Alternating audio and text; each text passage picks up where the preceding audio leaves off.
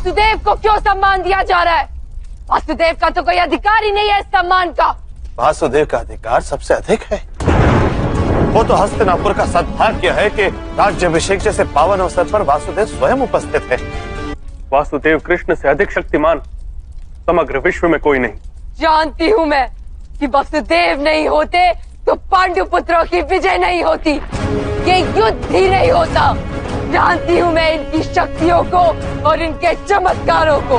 जानती हूँ कि उस सभा में द्रौपदी की मर्यादा का रक्षण वासुदेव ने ही किया था, किंतु इतनी शक्ति होते हुए भी क्यों ये युद्ध होने दिया वासुदेव? इतने छल, इतने कपट, इतना अन्याय क्यों होने दिया? सुनो देवकी नंदन, सुनो वासुदेव, सुनो। एक माता के हृदय की भूमि पे सुख के तांडव को देखो।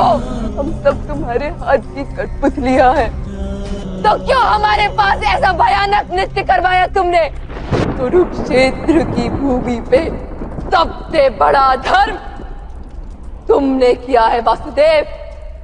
तुमने वास्तव में दंड के अधिकारी तुम हो। मैं महातपस्विनी सुबल कन्या, मैं महायोगिनी धृतराष्ट्र पत्नी आज तुम्हें श्राप देती हूँ। नहीं गांधारी,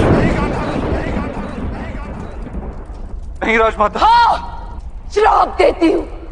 जिस प्रकार तेरे वंश का नाश हुआ है, इसी प्रकार तुम्हारी आंखों के सामने तुम्हारे यादव वंश का नाश होगा। जिस प्रकार मेरा नगर दुख में डूबा हुआ है, उसी प्रकार तुम्हारा नगर भी समुद्र में डूब जाएगा। एक पुत्रहीन माता के हृदय से निकला हुआ श्राप कभी विफल नहीं होता, कभी मुझे क्षमा कर दीजिए वासुदेव। मेरे 100 पुत्रों की मृत्यु ने मेरे मन को भावरा कर दिया।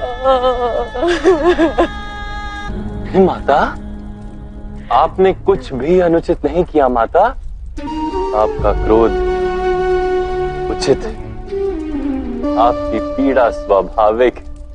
मैंने भी प्रति क्षण इस पीड़ा का अनुभव किया है माता।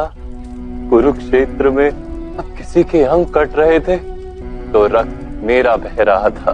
कोई वीर गति को प्राप्त होता था तो अपनी पीड़ा की धरोहर मुझे देकर जाता था। विजय का सुख मैंने भोगा है माता, तो पराजय का दुख भी केवल मैंने भोगा है। मैं ही आपका शत्रु हूं माता, किंतु मैं ही आपका मित्र भी हूं। मैं ही आपका पुत्र भी हूं।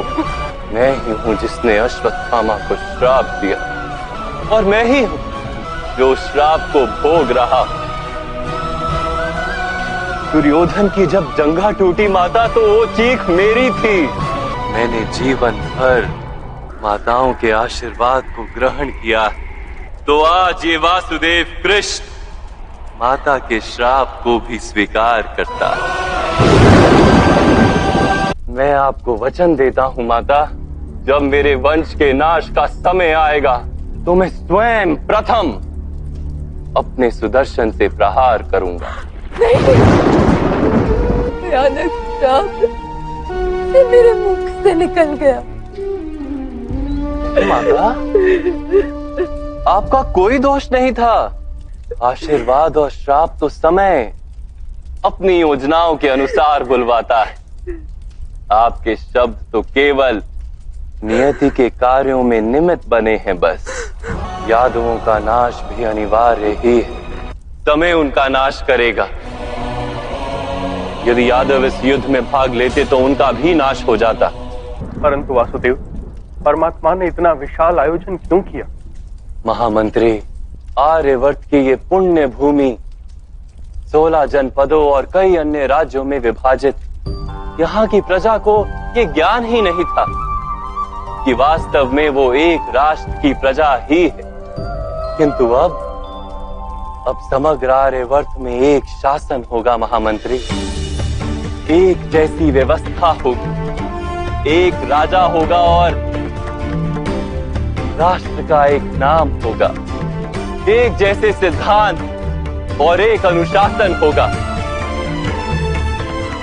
इस भूमि पर एक ही ध्वजा होगी और सबके लिए एक जैसा न्याय होगा।